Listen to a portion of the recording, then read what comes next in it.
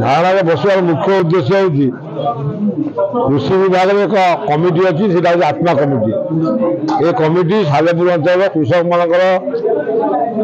सुख दुख सब कथा बुझे। ये कमिटी माध्यम सब किसी चले। ये कमिटी चारोटी संस्था अच्छा कृषि विभाग, पशुपालन विभाग, मत्स्य चाष विभाग और उद्यान कृषि विभाग। ये जो कमिटी गठन कराला ए वर्ष पे 2 वर्ष 3 वर्ष थे कमिटी गठन कराए। एवं जो कमिटी गठन कराई से कमिटी जो भाव में चाषी मैंने रहा कथा से रखी ना मन इच्छा अणचाषी मान रखी। तार नियम कौन जड़े उद्यान कृषि करुच्ची से उद्यान कृषि विभाग जन को रखा कथा कि पशुपालन करुच्ची गाई फाई रखी सब लोग रखा कथा से मन इच्छा विभिन्न विभाग चाषी रखते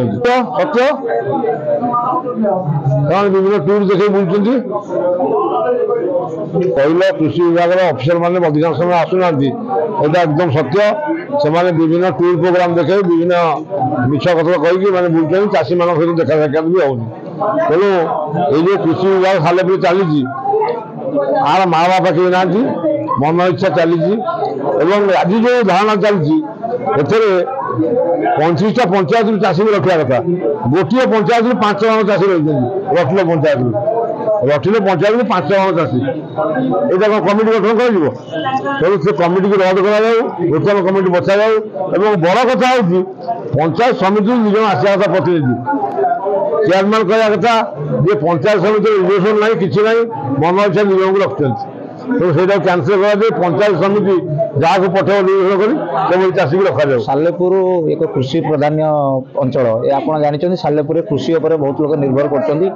जो आत्मा कमिटी गठन होपण माने आम पूर्व जो आत्मा कमिटी गठन होता समस्त कृषक मानक नहीं आत्मा कमिटी गठन होता जहाँ आपंकर क्राइटेरिया अच्छे क्राइटेरिया को फुलफिल करके आत्मा कमिटी गठन होता कि एवं जो सरकार मनमुखी शासन कर उद्यान विभाग हो आप पशुपालन विभाग हो आप मत्स्य विभाग हो कृषि विभाग हो ये कृषि विभाग कौन लोक आसीना जी आसती राजनीतिक उद्देश्य रखी राजनीतिक लोक निहाई आपंकर कृषि विभाग दायित्व रहा जो मैंने चाष कर जो चाष निर्भर कर सालेपुरवासी सालेपुर आपशार जो सालेपुर ना अच्छी से कृषक कृषि और कृषक ना अच्छी तेणु देखो आम जिते बड़े कृषक मैंने समस्या नहीं आसती ये अफिसर को पाती विभिन्न प्रकार समस्या सम्मुखीन होती कृषक को न पाए कृषक जो आपंकर एग्रीकल्चर अफिसर को न पाइबे आपंकर कौन अफिसर को न पाइबे बाध्य से माने दुर्नीतिर शिकार होती आम चाहूँ जे ये जो अनियमितता होती विरुद्ध आम लड़ाईटा आपण मान जरिया जनईदेवा चाहूँ जदि ये जो अन्याय विरुद्ध आपण मैंने तुरंत कार्यानुष्ठान ग्रहण न करती तुरंत एक कमिटी खारज कर नूतन कमिटी जेपरी श्रृंखलार सहित जेपरी आपंकर नियम अच्छी से नियम अनुसार यदि गठन करेंगे ताहले आमर पूर्ण समर्थन रही विषय मत अवगत मत जन ना कि मुझे जानी से किसी सी मन इच्छा क्या आनी कौन कहीपर ए विषय एग्रीकल्चर ऑफिसर से पूर्व बहुत माने अनियमितता करकि चाषी मैंने प्रकृत जो मैंने चाषी से प्रकृत किसी पाऊना जहाँकि जो मान को नि जाइए अणुचाषी जो मानकर गाई गुआल ना 4टा गोरु आनी बांध दौर गुआल देखईदेला फटो उठेदेला पैसा मिलगला ये मैंने किसी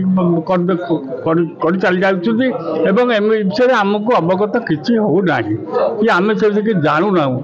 विभिन्न प्रकार समस्या जहाँकि चाषी मैंने धान विहन पाई पारना चाषी मैंने मुग विहन पाई पारना चाषी मैंने कौन धनचा गोटे आसला से धनचा कुआड़े गला किए देला से विषय आम जापारूनी जहाँकि एमानकर एत अनियमता होती कहार बशवर्ती क्या निर्देश ये कार्यक्रम चलुची ये ब्लॉक ये एग्रीकल्चर ऑफिस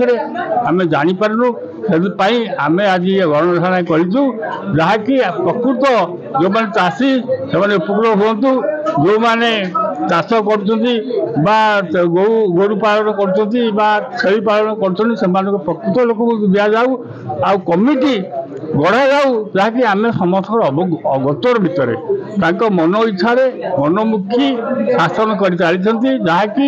ଆମର ଚାଷୀ ଉପକୃତ ହେଇପାରୁନାହାନ୍ତି, ପ୍ରକୃତ ଚାଷୀ ଉପକୃତ ହେଉନାହାନ୍ତି, ଯାହାକି ତାଙ୍କର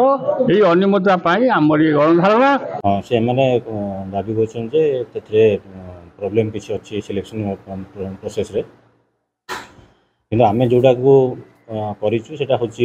ଗଭର୍ଣ୍ଣମେଣ୍ଟର ଯେଉଁ ଗାଇଡ଼ଲାଇନ୍ ଅଛି ସେଇ ହିସାବରେ ଆମେ କରିଛୁ ସବୁ। ଆଉ ସବୁ ବିଭିନ୍ନ ଡିପାର୍ଟମେଣ୍ଟ ବି ଏଥିରେ ଯାହା ସବୁ ଦେବାର ଅଛି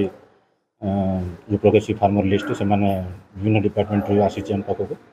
ଆଉ ଯାହା ବି ଅଛି ଆମେ ଗଭର୍ଣ୍ଣମେଣ୍ଟର ଗାଇଡ଼ଲାଇନ୍ ହିସାବରେ କରିଛୁ। ତା ବିଷୟରେ ମୁଁ କିଛି କହିପାରିବିନି, କିନ୍ତୁ କିଛି ଅନିୟମିତ କିଛି ହେଇନି, ଯାହା ହେଇଛି ସବୁ ଗଭର୍ଣ୍ଣମେଣ୍ଟର ଗାଇଡ଼ଲାଇନ୍ ହିସାବରେ ହେଇଛି।